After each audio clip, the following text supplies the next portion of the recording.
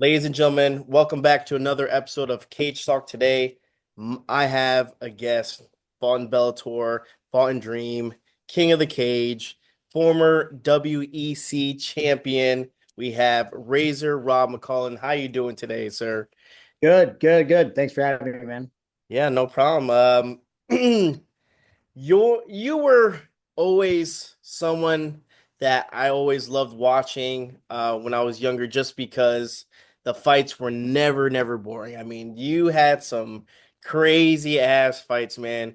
Top of my head off like that, and we'll talk about it later on. Is like the Donald Cerrone, like that was peak times. WEC was, I think, at peak moment. It was the best. I love that organization, and I thought it was really cool just seeing most of these fighters branch off to something else, go into the UFC and do their own thing. But it's kind of like, hey, this is where originated from. WEC was it, and they had a lot of good fighters. But just wanted to say I appreciate it, man, and thank you for the fights. How are you doing?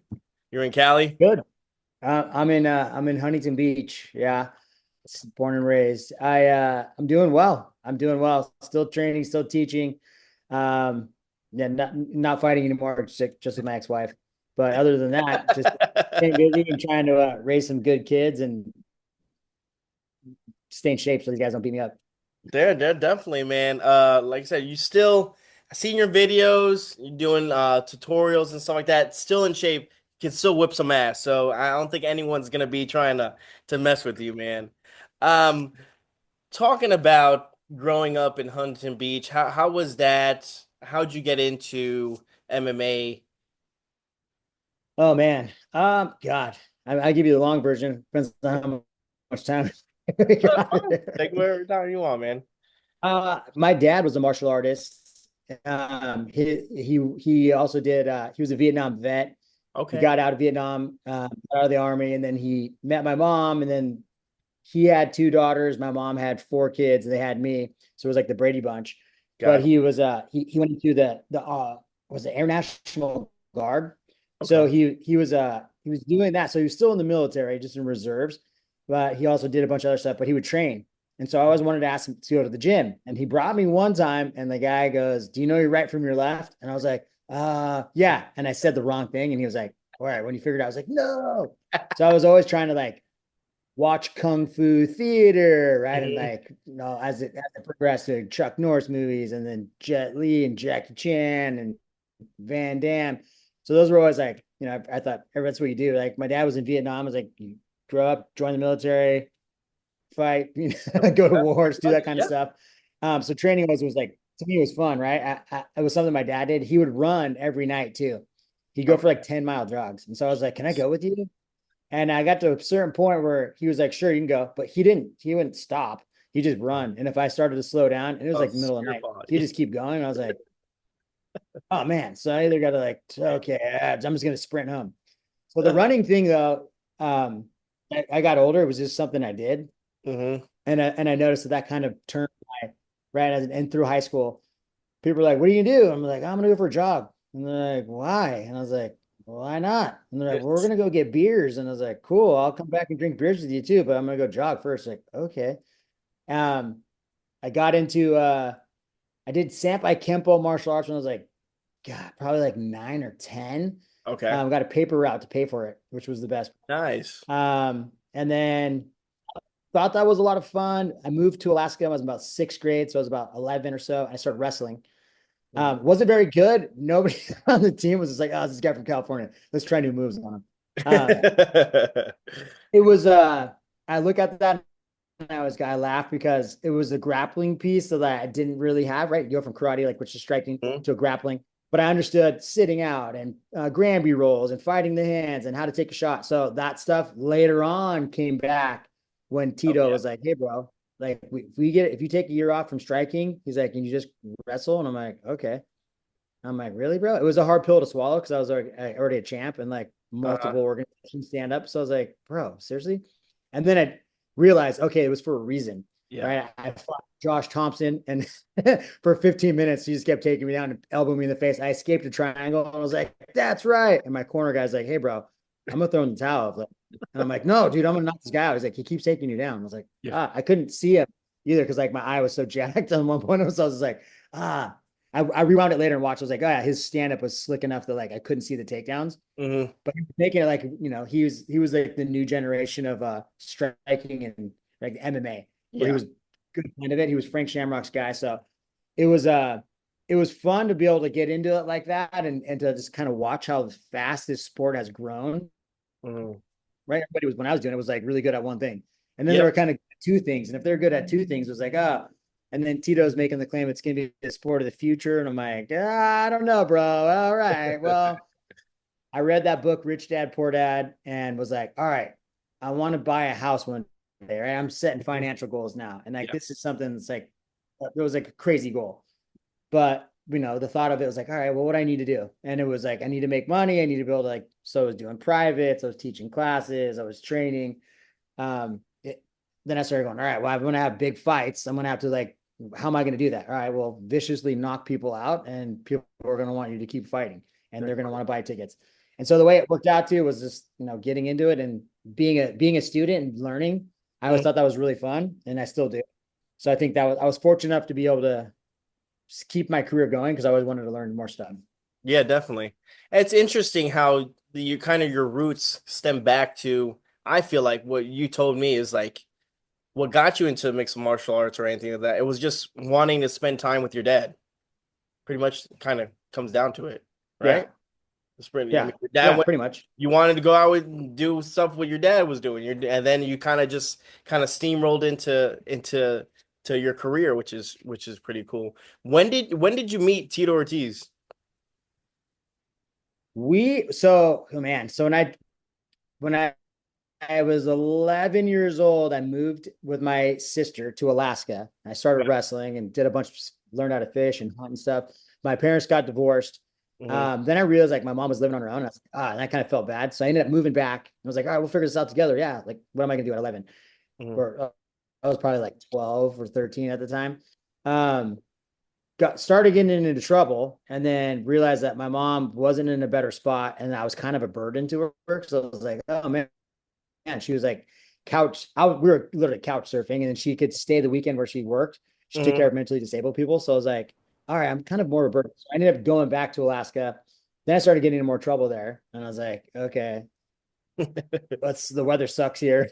And I might as well just get in trouble and be in California. At least I can hang out. So I came back and then I started couch surfing. My mom was like, all right. And I packed his bag and I go, I'm gonna go visit some friends in Huntington. And I just got on the bus, went down to the beach, went to a liquor store, was hanging out there, ran into a couple friends.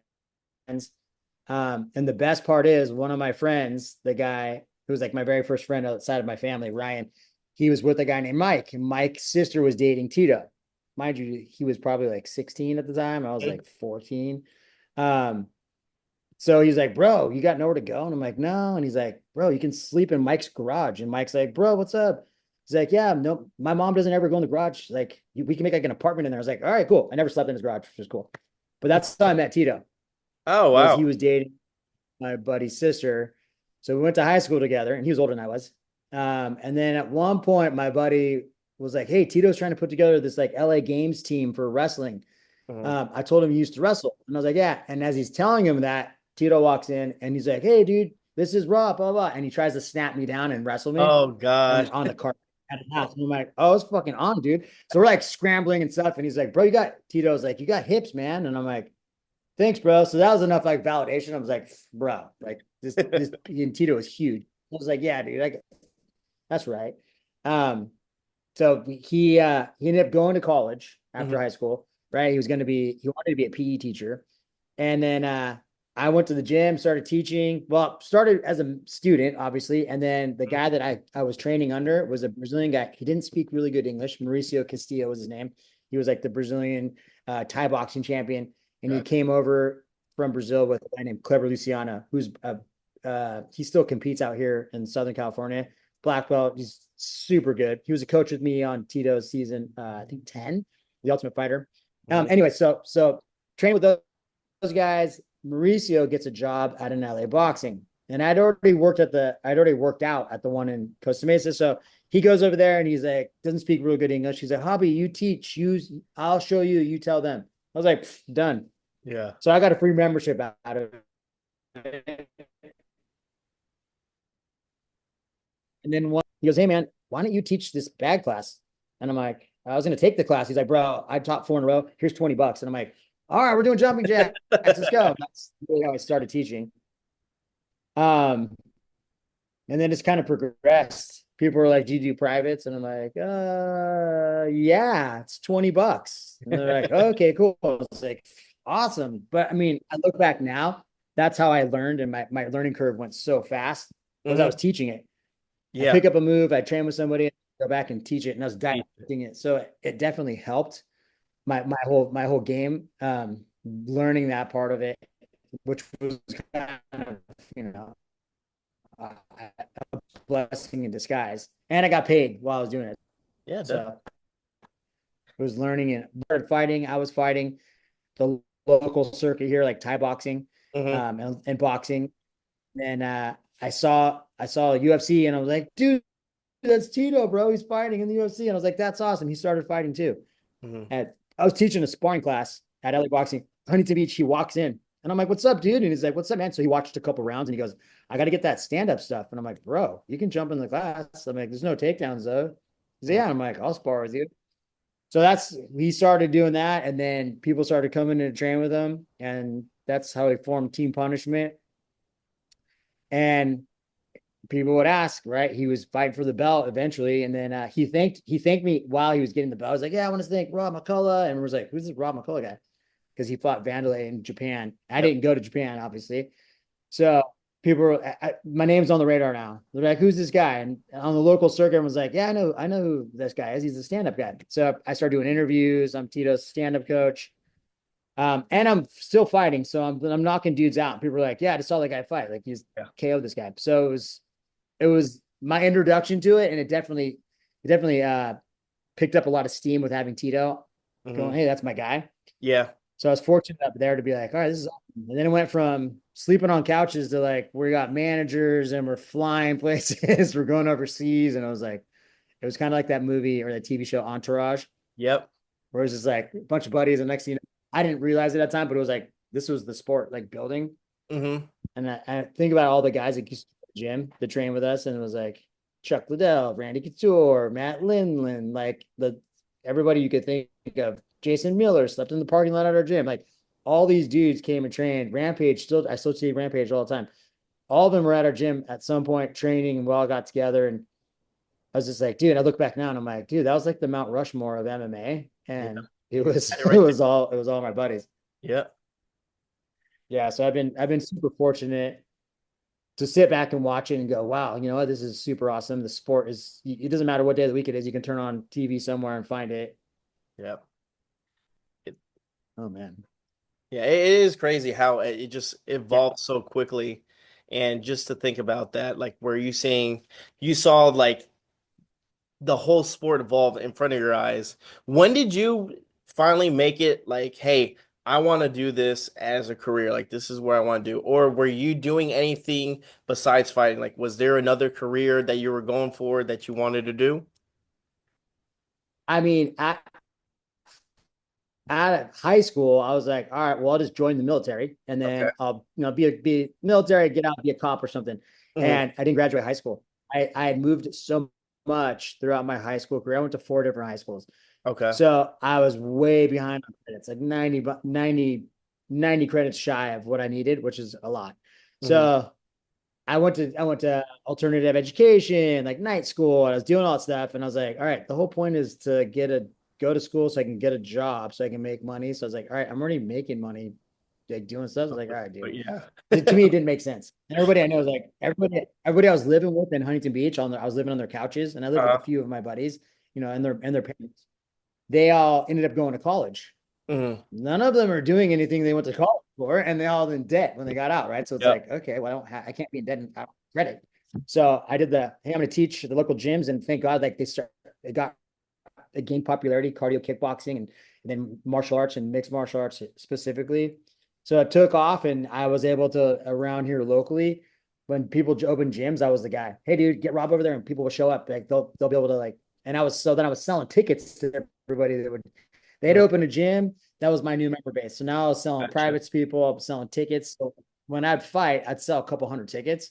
Mm-hmm. So people were like, dude, and I was viciously ending fights. So people Yep. were like, hey, dude, we want this guy on our card. And it Mm-hmm. kind of just kept progressing. As Tito gained more notoriety in UFC, Dana was his manager. Yep. So Dana and I are buddies. And he was like, hey, dude, like, we should get you in the UFC. And I'm like, yes, that's what I've been saying, dude. And Tito, he was like, hey, bro, you need to wrestle. You need to take a year off and just grapple. So I did it. What I did is I tried to go from striking to jiu-jitsu. So all of a sudden I'm pulling guard and I'm trying to armbar people and go plot people. Yep. And not conducive, right? I had a little bit of grappling, not enough to say it, right? Didn't really say it at the time. Mm-hmm. He was like, you just need to wrestle because if you can stop the takedown You're or unstoppable. scramble back up, he's like, you're going to be able to KO people because their stand-up's not as good as yours. And I'm like, yeah. 45, 52 was the highest I fought at in Muay Thai, which is like super welterweight. So I Mm-hmm. had a game, right? 55. So dudes weren't walking around 55. They're walking around 190, 180, and they're cutting. And Yeah. so I had to get bigger, get stronger. And so I cut. So I'm like, oh, dude. And then I also had to grapple. So I took a couple fights, KO'd the first guy. I was like, okay, this is easy. Fought another dude and I was like, all right. And then I had two losses in a row. Josh Thompson was one of them. Mm-hmm. And I'm like, okay, dude, I'm going to take a year off and I'm just going to grapple. So I started grappling. Right. I'm jumping in on every practice I can. I'm like, hey, dude, open mats. Hey, I'll show up, dude. And they're like, isn't that dude the guy for the kickboxing guy? I'm showing up to I'm showing up to jiu-jitsu with a white belt on, and people are like, isn't that the champ guy? And they're like, oh, hey, I'll go with them. And like, Yeah. I'm getting tapped out by high school kids, and they're like, dude, this guy sucks. And in my head, I'm like, well, this is a real fight. I'm gonna face, dude. Yeah. But I'm like, hey, thanks, bro. That was cool. And they're like, yeah, that was awesome. This guy sucks. But I just kept showing up, Yeah. kept showing up. And then I realized, like, okay, I know how to scramble. So Mm-hmm. jujitsu, if you can add a little bit of wrestling to it, makes it really hard to hold on to somebody. So I Mm-hmm. realized I was a pretty wiry dude. So hitting sit outs and hand fighting, Grammy rolls, and like get back to my feet. I could do all that stuff. So it definitely made it more exciting, Mm-hmm. right? Just like, all right, even if I get down, I'll get back up. Yeah. I'll I get got a back. great coach, Paul Herrera, who's a general manager at our gym now. Paul also fought in the UFC, and he changed the way I started thinking about the wrestling part because he's a great coach. So I was like, all right. Once I started doing that, I went on a tear. So I was Mm-hmm. like, all right, dude, you're not getting me down. You, I'm gonna get back up, and I'm still gonna hit you. So that was the game changer for me. And that was probably like, I'm trying to think what year that was, 2005, maybe six. And then I knew I was like, hey, dude, I'm on to something here. And I was like, I was telling people because I remember like going, I didn't have a pot to piss in. I remember going and like standing in line to go to nightclubs. I was like, all right, cool. Hey, we'll tell them you're at so and so's table and they'll get you in. And I remember we were in Vegas and we were going to a pool party. And at the time, it was like uh, the Hard Rock. I forget the name of that, what it was. It was like the cool spot to go to. And they're Mm-hmm. like, dude, so and so's got a cabana. So we're like waiting in line. And I'm like, dude. And I looked over at my buddy and I'm like, hey, dude, we're gonna be waiting for you guys. We're all gonna have. I'm gonna get a cabana, dude. Like, no more waiting in lines. And so I was like, I'm gonna be a champ, dude. I'm telling you. And so fast forward like a year later, I remember going in. We had a cabana, and I was like, dude, remember when I stood there and said that? So it was just a matter of like putting it all together. I think keeping a really positive mind, Mm-hmm. being an open book or with around, it's humbling when you're like laying on a mat and some dude's like twisting you up and you're like, okay, that sucked. Yeah. Thanks. I'm gonna come back and we're gonna do it again. Yeah. Hopefully I get better. Yeah. The whole journey's been amazing. It's been one hell of a ride, right? The wins, the losses, right? Mm-hmm. It's super humbling, get your ass kicked. And like, yeah, it's one thing you get beat up and it's like no one saw it. It's another thing when you get beat up and you're on TV and people are like, oh, that guy sucks. It's Yeah. Yeah. like, eh, I don't think people if you realize. watch Yeah. Realize that. fights, dude, right? So Yeah. For that's sure. the part that's like you can take that and put that in real life scenarios, right? It's like, hey, Yep. dude, you might get yelled at by your boss at work, and then you come home and it's like, but hey, dude, at the end of the day, it's how your perspective on life too. So Absolutely, man. And it's been an interesting. yeah, and it seems like I said, you have a really good attitude. and perspective on life. And that's something that's really, really encouraging to even like fans or even anyone that's going through something that, like, I mean, you put it in the best perspective. Sometimes like listening to the fighters and listening to what they go through, like as a as a fan, sometimes all they see, right, is just a fight. They see the promotion, they say, okay, these guys are gonna fight, and then the fight happens, and like, okay, well that sucked, you know. And like, okay, what the hell is that about? And I forgot what fighter I had on, and he explained to me like, hey, this was one of the probably the worst loss in my career, but it was because I was going through something, personally. And again, a lot of fans don't see that. They just see the match and like, okay, he sucked or he was wrong. But there's more to it. There's more to the story. And I always There's found life. that interesting. There's life Roman, behind that. yeah, yep, exactly. And that's something that I feel like a lot of these fans sometimes take into not consideration. They're like, okay, it's just a fight, and they show up on fight day, and that's it. And it's not that. It's a whole build up for that. Plus, they have their life that's still going on that they might be going through some, just like any other regular person. And but they have a fight, So, Yeah, it's like, hey, if you have a regular office job, I mean, everyone's gonna have a fucking day where it's just like, hey, you're right, you oh, have an office job and you have that. It's today's that day. Dude spilled coffee on my shirt. yeah, Buddy yelled at me, and then they changed the deadline on something. It's like, oh man, but like, you fight for a living and you're and then like that shit, yep, upper echelon of it. Everyone's gonna watch, and if like they don't care that your girlfriend dumped you or yep. your kids are right, it's like, hey, dude. So that It is that what was it is. that's the part that like you gotta see the resilience and why people are what's a fighter? It's someone who overcomes adversity. And to Hmm. get to where you're at nowadays, you got to see that. Well, just in fighters in general, it's like, hey, dude, people are pushing past that, but like Fairweather fans will be like, oh, that guy. It's like, I'm not a Exactly. real big fan. I'll give you a perfect example too. I'm not a real big fan of Sean O'Malley, but the Okay. fact that like Rob is so good at him, has got his number and he's grappling. They're It's like, Sean O'Malley's good, dude. But like he just looks bad against Marab, and it's like, oh man, it's like because he's that good. yep. So that's like the fun part of it, because people can just be like, oh, see, that guy sucks. It's like, No, no, dude, it's just that guy will it's beat probably another everybody else in the level. It's weight just class. another But level of athlete that a lot of yeah, people just don't realize. Like like you said, he is good. I'm not a big fan of him either, but I mean, Marab good is dude. just a beast. He's got it. He's Yeah, dude, that guy's a machine, dude. So it's like, all right, it's like, so yeah, I agree with you completely. And there is a lot of fair weather fans that'll be like, oh, that guy sucks because he lost to him. But you know what? You look at styles, you look, I had Jose Torres on before, and he said, and it did it perfectly. He said, "Hey, it's not, who's the better fighter. It's who's the better fighter that day. Like yeah, you could be the better fighter, and guess what? You just came in, and hey, it worked in your favor, and it's shit's crazy like that. And like yeah. I said, I don't think an average fan, I think a regular person wouldn't understand that. You know? It's, I mean, obviously it's conditioning, it's technique, but Mhm. I mean, dude, it's probably 75, if not more, percent mental, Yeah. because you got to walk in there, right? Basically in your underwear, and you're going to fight somebody in a cage, in a ring. You're going to do Yeah. that. And it's like, all right, cool. And it's like, hey, if your head is not completely into it 100%, You lost it's fight. going to be a long night and everyone's going to see it. So that's the part. It's like, it is really mental. And Hmm. that was like the fun part for me, because people would always ask, like, oh, yeah, do you know, like, you married? Like, what do you? And I go, yeah, I'm married to my job. And Yeah. then eventually I got married, and I was like, okay, I can't really say that anymore because like I got like now shit, I got kids. I got like real adult things I have to do. Hmm. That was a little bit of a game changer for me, because it was different when I was like, all right, I don't care. I'm literally prepared to die. I'm gonna go in there, and I hope this guy doesn't kill me, because I'm gonna try to kill them. They're gonna peel me off this guy.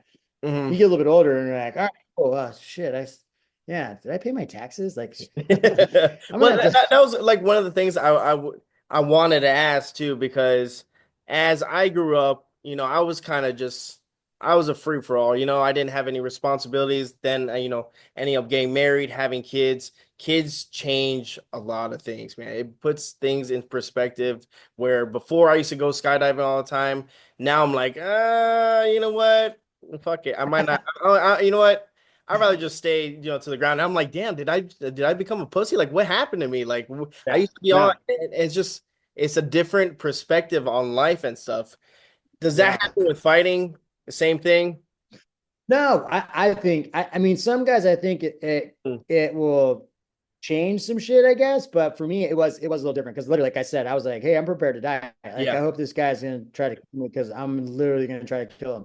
And I'm not gonna go to jail for it. So yes. And then I literally had kids and I was like, yeah, I'm not trying to die, but like, yeah, I'm gonna try to hurt this guy. Wait. I Yeah, also yeah. want to make sure I win because I gotta pay my mortgage.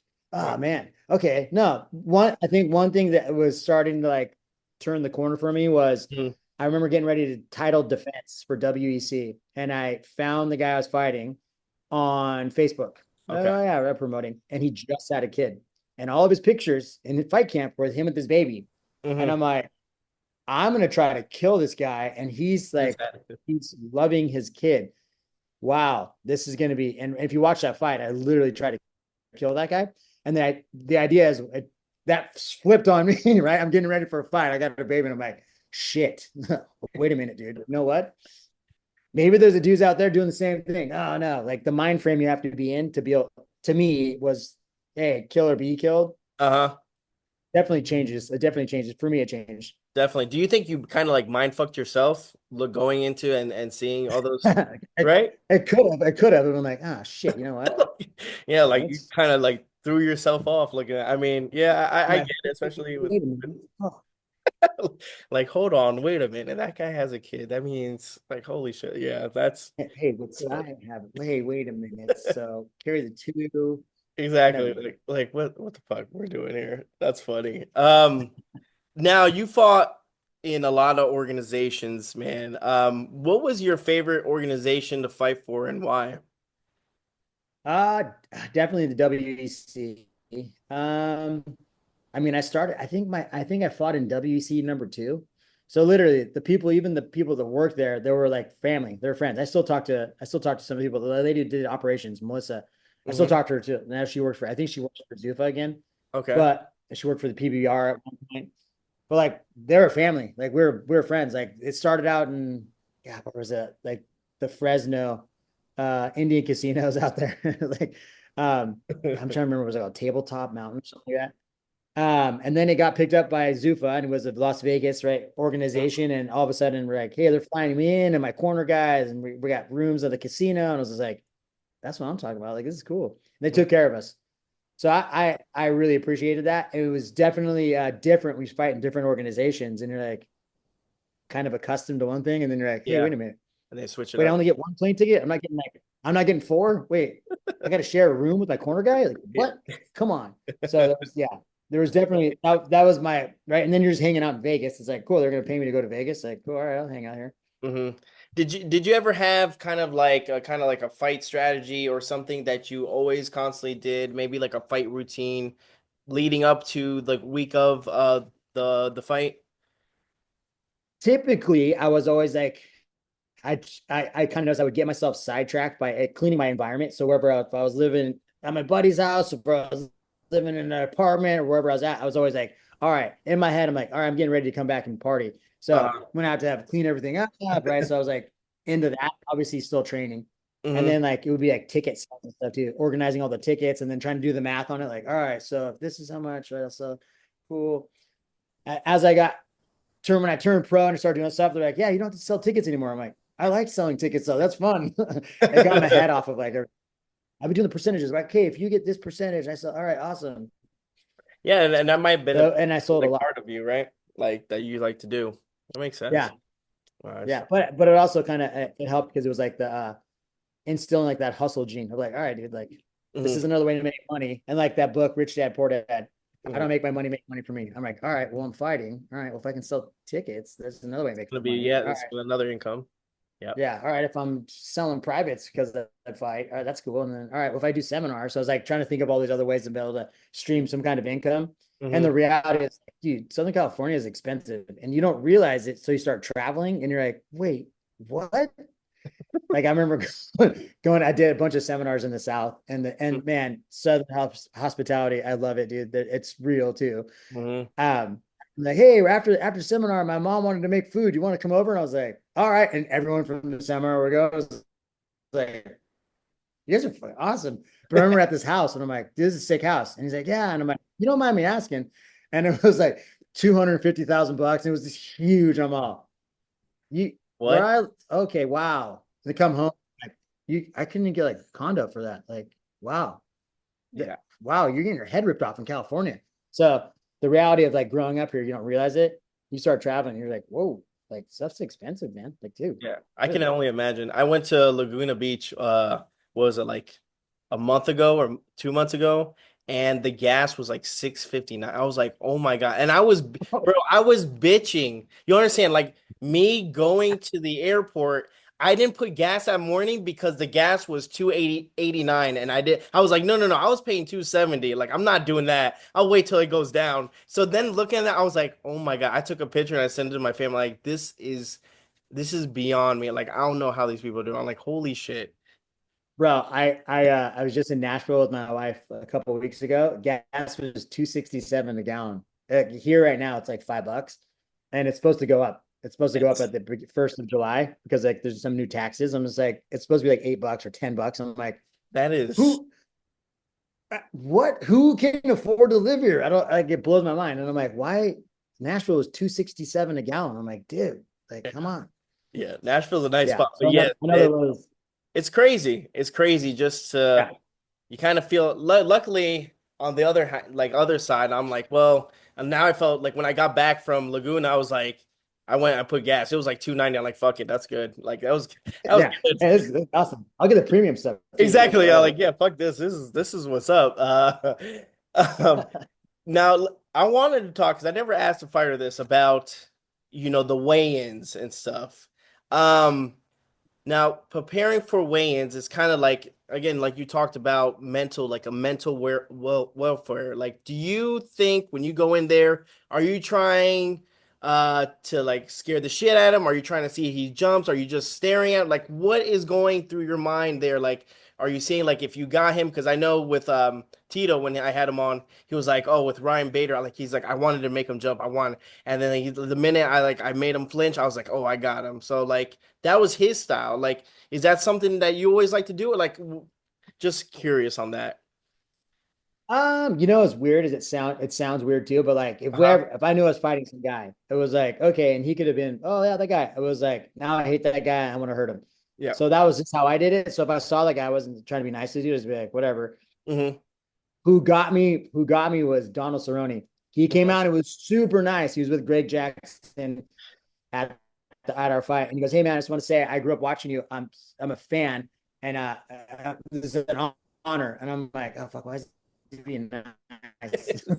So it's Say like, do this yeah. right now. And then he's like, "Hope we will get fight tonight." I go, "We're for sure gonna get fight tonight."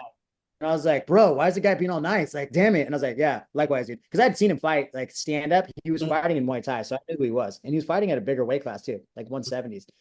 So I was like, oh, okay, he was on a kind of on a radar. So and then I watched a bunch of his fights, obviously before our fight. So I was like, all Mhm. right, he comes out, he'll late head kick, and then he like, oh yeah, I fell, and he just triangle everybody. So I'm like, bro, Uh, not happening. And when I dotted him on the first punch, and it was like, not happening, dude. I'm not jumping on you. I'm gonna. So that's what I think made that fun. That fight really fun to watch. hmm Was we all trying to finish each other. It was just like, okay, no, I'm I gonna mean, wait. it was. I think like between both of you guys dropped each other. I don't know, like I, 5 or 6 times. I don't know. It was wild. It Yeah, was like Jesus, like it was something from a video game. I mean, again, and the fight was amazing. It was literally. one of the best WEC fights of all time. And if no one's seen it after this video, go YouTube it. I mean, it's great. It's a 3 round battle. I mean, it was awesome. It was awesome, man. Like that was One of wild. my favorites, not the most. Yeah. Now let's talk about the championship and winning the belt. Talk to me about fight camp, your game plan, and then eventually winning and feeling. I mean, you did it. You accomplished what you wanted to go out and do. I got a letter in the mail that said from Zufa, and it said, "We purchased your contract," which was from the WFA, which was a really good contract. I was making Okay. good money. And I was like, dude, this is like, okay, this is like a career. Like, this is awesome. All of a Mhm. sudden, I was like, I don't need to train people anymore. Like, I could just, You can. I'm gonna fight. This is what I'm gonna do. I'm gonna train for a living now. I don't need to like I don't need to be a personal trainer at all. And so I was like, yes. And then I got a letter from Zuffa, and I'm like, oh man, they bought your contract. And I'm like, okay, dude, I'm in the UFC. And I'm like, that's awesome. And then I got like a week later, I got another letter that said, we purchased the WEC. You're gonna be fighting in January for the belt. And I'm like, all right, well, as long as my contract's the same, call it whatever you want to call it. Oh yeah, yeah. I recently just looked at statistics. Another certification through the National Academy of Sports Medicine, and they Okay. have a mixed martial arts conditioning specialist certification. I have it already, but they have a part two, and the Hmm. part two talks about the origins of MMA, which is really funny because it's like talks about Tito. It's like I'm like, hey, I train with those dudes, or talk about Donald Cerrone. I'm like, I fought that dude. So it's kind of fun, but it's like it goes back to statistics of in the WEC, the cage was smaller. So they said there was actually more action, which I already knew because the cage was smaller. I think it was like 10 feet smaller. Yeah, It's it like would. 20 feet. The UFC cage is 30 feet. Mhm. When dudes are in there, like, You're just right there. there's nowhere to go. Yeah, it's like you're in a phone booth. So it's like, hey, you got to get action out of it. And it was like the smaller guys. Yep. So those dudes usually were Bang. like just wind them up and let them go. Yep. Yeah, in a little cage. So to me, it was like kind of fun to watch, and it's fun to fight because it's like I don't have to find the guy. He's Hmm. in Right he's gonna be right here. So there. let's just do it. Yeah. That's interesting. Yeah. I wonder if they would ever do that with the UFC, if they would ever maybe make the cages a little bit smaller. Sometimes there's, I think they do. I think the do one at they, the Apex, the fight the one at nights? Apex is Yeah. smaller. Yeah, those are Yeah. smaller. Yeah. And now obviously that changes kind of your whole game plan, right? Going into from a smaller cage, Yeah. bigger cage, right? Yeah. Yeah. I mean, if you're a striker too, it's not that advantageous for you because Mhm. you only got right. The guy presses you. You're gonna if your back's against the cage, it's That's like it. it's a wrestling match. So you better Yep. know you better be good at cage wrestling. Yeah, if the cage is bigger, you got more room to keep your back to the Hmm. center kind of circle. So yeah, but it definitely I know it is. I looked at statistics too. It was saying that the cage for Apex is smaller. Hmm. Yeah, definitely. Especially if you get like a heavyweight bout, those heavyweights just look like they're just like eating the cage. It looks so funny. It just looks so funny to look at. Right? They're standing over the top. Yeah, they're How just tall is like that cage? they see Their over shoulder the for the top. cage. I'm like, holy shit. I watched I think it was WFA recently here in like Commerce Casino, and it was two huge dudes, and I was just like they made the cage like I was like, yeah, but it was like a very lackluster fight because I was just like, okay, come on guys, let's come on, like this is typically what you thought you're gonna see with two heavyweights. Sometimes you see some guys that are really quick and you're like, yeah, Hmm. they just look like monsters and there's like all top of each other, like, oh come on dudes. And then one guy was like super jacked. I'm like, someone just told that guy, dude, you're be really good at MMA. He's like, Get in just because there. you're jacked, mean you're gonna be, yeah, Get in there. yeah, you're gonna probably have to learn some grappling and some striking stuff too. uh Question I had for you is what was your favorite, so it's back and forth. What was your favorite fight and why? You can't say Donald Cerrone. No, I'm kidding. If it is, I mean Yeah, no, I would probably say the Mhm. title defense for the WEC belt, just because, like I said before, I found him on Just Facebook, and I was like, oh, dude, I'm literally gonna try to kill this guy. And I was making good money, and yep. I'm like, okay, dude, everything seemed to be aligned, right? Everything I was doing Mhm. was everything I had literally my life's work had built up to this moment, and it was like, all right, dude, like my timing's on. I've been in multiple fight camps now, so and it's Mhm. all my Just momentum saw. was like this. So to me, I was like, all right, dude, I'm gonna literally try to hurt this guy. Yeah, Mhm. and we're gonna do it in Vegas. So afterwards, I'm having a huge party. Like everything was right, and then the way the fight went too. And to be honest, I was legit scared of the dude. I knew who he Oh, was. The guy really? had a shitload of fights. He had a really good record. Yeah. So and his name had come around a few times in fight camps. Mhm. Like, hey, dude, blah blah blah. I was like, yeah, dude, yeah. So and then I watched same thing. I watched I watched a bunch of his fights, and I was like, okay, he comes out, he throws a lazy head kick, he kind of chills, and then he'll shoot. So I was like, if he does that to me, so I was like, I'm not even gonna let him do that. I'm just gonna Got blitz him, and that's how you watch the fights. Oh, dude. it. Yep. So it was a lot. It was a lot of fun. It was a lot of fun, and to me, I was like, all right, this was all my work into it, and I Mhm. didn't. At that time too, I didn't have like a strength and conditioning guy. I was doing my own workouts. I did Okay. like the couture workout is what I called it with the bar.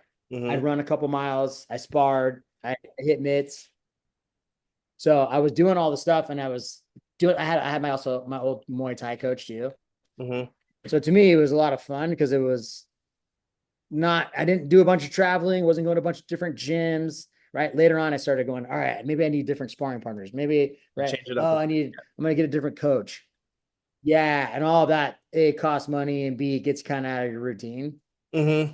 So that one to me was like one of the best. Sweet, sweet. And Now, if you watch how it went, it was like, okay, yeah. now talking about after parties, because this is a question that. So how are the after parties, man? Did you have it set up? Because most of the times fighters like, hey, this is the after party, and did you bring the belt with you to the after party? Yes. Yep. Did that. It was a lot of fun. God, when I won the belt, which is so Mhm. random, this is hilarious.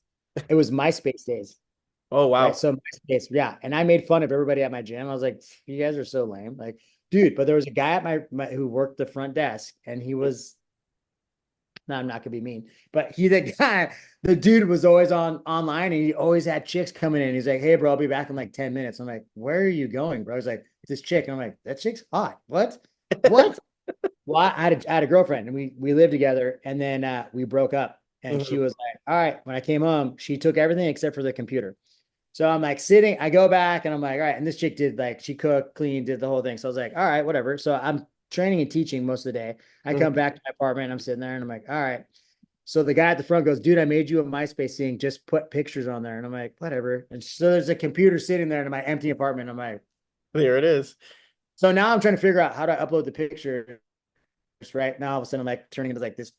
The wheels are turning. I'm uploading pictures I took from my phone to my computer, so I can update them on my MySpace thing, right? And if you remember MySpace, you're probably too young. It was like Oh, no, I HTML. remember. You had to know coding on that whole thing. Well, people I was fighting, so there were. I would get like someone would send me a highlight, like, "Hey, dude, check it out," but they'd put their music on it because that's what it was. It was in music, Uh, right? So that thing got out of control. So at one point, I remember there was this famous fitness chick, and she was smoking hot, and she had a picture, and her picture was like her on a bikini, and I'm like, wow, that's an awesome. And I said something stupid like, that's an amazing. I was talking about like the furniture in the background, uh-huh. like the picture she's taking a G string, and her and I ended up becoming like we are online now. We're online dating, and I was like, I never actually met her. And then she comes to the fight. I go, I'm getting you a ticket. We're staying in Vegas. Mhm. So like that whole thing was just like that was my after party. And I remember as I was walking out to to to fight, I was walking out to the cage. I saw her for the first time in person, and I was like, "See you after this." And she was like, "Yeah, good luck." I was like, "Oh my god!" So it was like extra motivation. I'm like, "All right, I got to kill this Definitely like dude." I'm winning this So that shit. just I'm Nice. winning this shit. I'm getting that. I'm getting the extra coin. We're having a party. So that was like those were like the all right, man. Like the emphasis on like, all right, I'm gonna here's my after party. Try to keep it structured. Now instead of me like counting money for like the ticket sales, I'm like, all right, where am I going to do this? And can I make money? But I'm gonna do it and I'm gonna tell everybody about where I'm going. I want to, Mm-hmm. hey, you're paying me right to go there. So that Yep. was also like another like side hustle. All right, how do I make Okay. money if I can do this? Mm-hmm. Okay. Yeah. So and then they I had was always trying to be a super entrepreneur. and those had like those side deals for like the fighters. That was like before the fight. That was like the deal. Like, hey, if you won, this Yeah. is where you're gonna go. Yeah. Interesting. Oh no, if win or lose. It's like, hey, dude, we're gonna go after here. Tell everybody Okay. and you promote it, and we'll kick you some. What if it's not liquor and money Mhm. or both or one or Uh-huh. the other, and then you bring in your crew, and then people always end up showing up. So that was always kind of fun. Hmm. And I think that a lot of guys do that now still. For sure. So For sure. I felt like it was more advertised back in the day because I remember, Tito saying, Chuck Liddell saying a lot, yeah, after party every time he would, after party is. I felt like it was just more out there more. They probably still do have it, and obviously with social media being the way it is now, it's probably all you have to do is take a picture. Like, hey, I think like Robbie Lawler is having yeah, like, at like his retirement party at like Club Hassan in Vegas. So it has a picture of him, and it's just like, wow, that was easy. Like, so. yeah.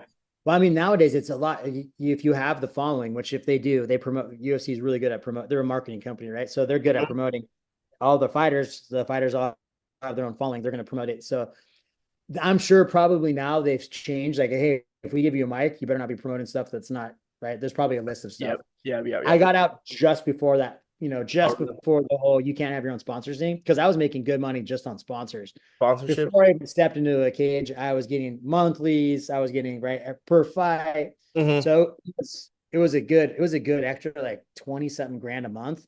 Oh, So wow. yeah, I was doing well with it. Plus I was teaching because I like teaching. Hmm. So I was making good money on that one. And then the fight to me was just gravy. I was like, all right, I think I'm better than you. And this, I'm going to prove it because I'm going to Yeah, stay in really good shape and try to execute these moves. At some point, though, it went a little sideways on me because I was like, you get too full of yourself. I'm just like, that happens. I'll beat everybody up. Yeah, no, it happens, dude. And I lived it. So I look back and I attribute to like, if I had more of a someone to say, hey, bro, you need to like, pull your head out of Yeah. your ass. And I Yeah. had a couple buddies that did that, but I was like, Mhm. shut up, dude. Take it easy. So, I mean, I'm glad that the way the whole thing worked out because now that I have kids, I can look back and go, hey, dude, like before you Mhm. become your own biggest fan, check it out. Yeah, yeah, I give definitely. you some humbling stuff. Go cool about that. Yeah. What was your biggest loss and what did it teach you? What did you learn from that fight?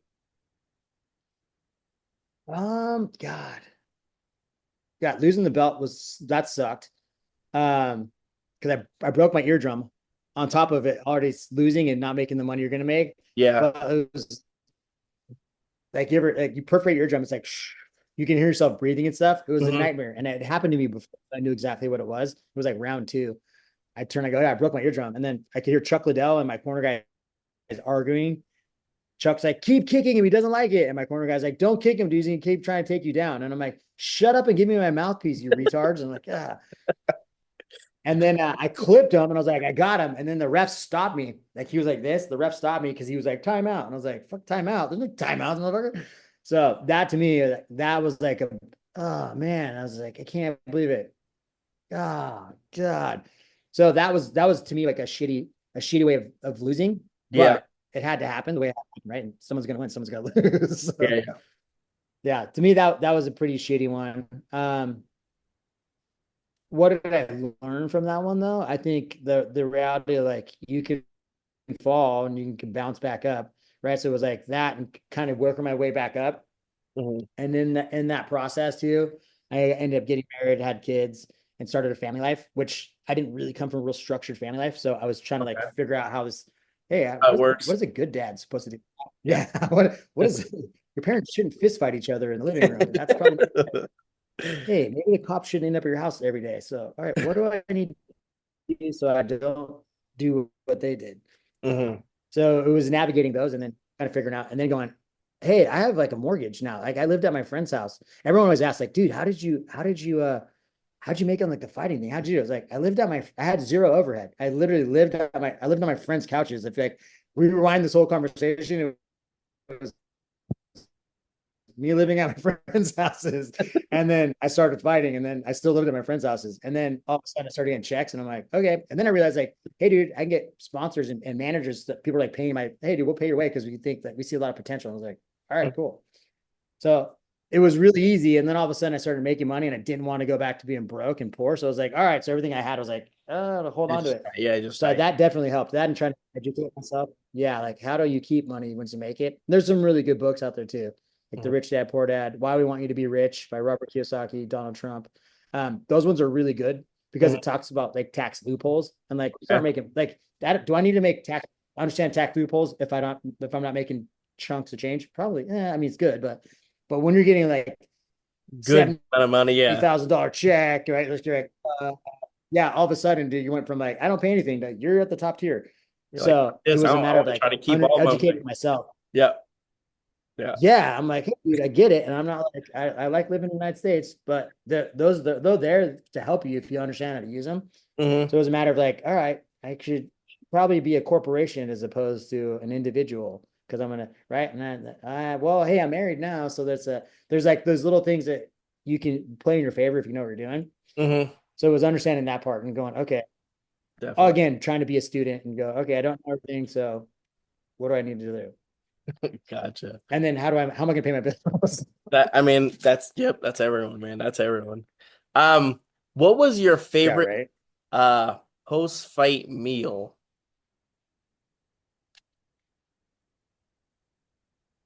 Post fight, I used to try to eat the same stuff. I'd try to eat Okay. a yam, like a chicken breast. Obviously rehydrate with like water. Hmm. Um, I kept it pretty clean. I That's that was good. one thing. Like people always say, like old habits die hard.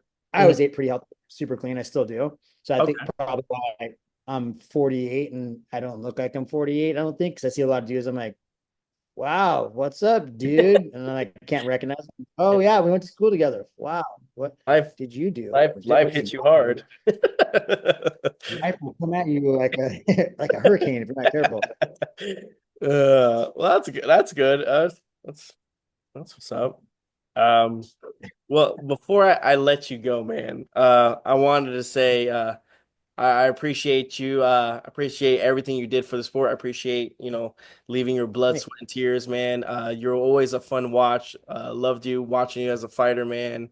And I mean, you 48 and you still look like you can whip some ass, man. So good job on that, bro. And I just want to say thank you so much, man. It's been an honor to have you on and just to hear about your career, your amazing career, and what you're doing now. What are you doing now, by the way? So I started Razor Striking System. We launched at our headquarters at our gym, which is in Huntington Beach here, HB Ultimate Training Center. So it's just an affiliate program too. But it okay. was all the stuff that I saw traveling the last, like, I worked for a UFC gym for 10 years and Hmm. traveling the world for them. All the coaches had the same thing. Hey, for jujitsu, you have a curriculum and a certification, right? And I was like, yeah, we have this. They're like, cool. Do you have that for striking? And I was like, no, like basically we're hiring you because you have a skill set. Wow, that's right. Because you hire somebody, if there's no like a Yeah, progression system, how do you know the guy's good? Oh, he fights. That doesn't necessarily mean he could teach though. Like the exactly. fundamentals, and I still teach to this day. Like the LA County Sheriff's Department force instructors last week. The fundamental stuff you can never, like, that's never going to be boring or stupid. Like, hey, how do you stand? How do you Yeah. move your feet? How do you change direction? How do I strike? How do I defend myself from that? Then you build from that. And I realized, like, on top of all that stuff, where are you guys doing neck exercises, or is it just me? Are you guys doing abs? Like, are you guys stretching before, right? Dynamic stretching, like in movement, and then static when you're done.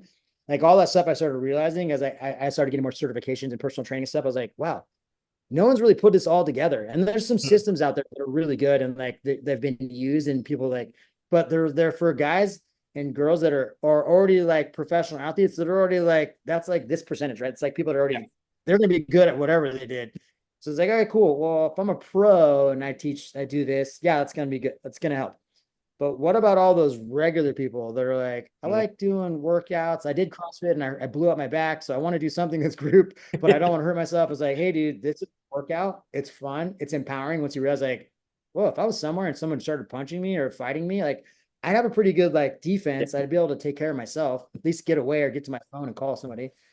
So it was putting that all together and then putting it in a curriculum. So that's Mhm. what Razor Striking System is. Cool. Been doing that. We started the last 3 years, been Okay. rolling it out. It's been fun to get watching people progress through it. It's a progression system too. So it's you start with the gray band, you get stripes as attendance and Yeah. your how you are with the curriculum and the techniques. It goes gray, blue, purple, brown, black, and they're all bands you wear on your glove. All right, cool. So it's been fun to be able to start that and then watch the progression of regular people that would probably have never have done anything like that Hmm. start martial arts, become a family and a community. Yep. So Cool. that's what I've been up to lately, and that's been my yeah, my little love child with it, Oh, that's awesome, man. That's with awesome, martial man. arts. Cool, cool. Well, like I That said, and doing gi jiu-jitsu, which there you which go. Well, like I said, it was a pleasure to have you on. It was an honor to have you on. Thank you so much, man. I appreciate it, bro. God bless. thanks. I appreciate it, bro. Thank you so much.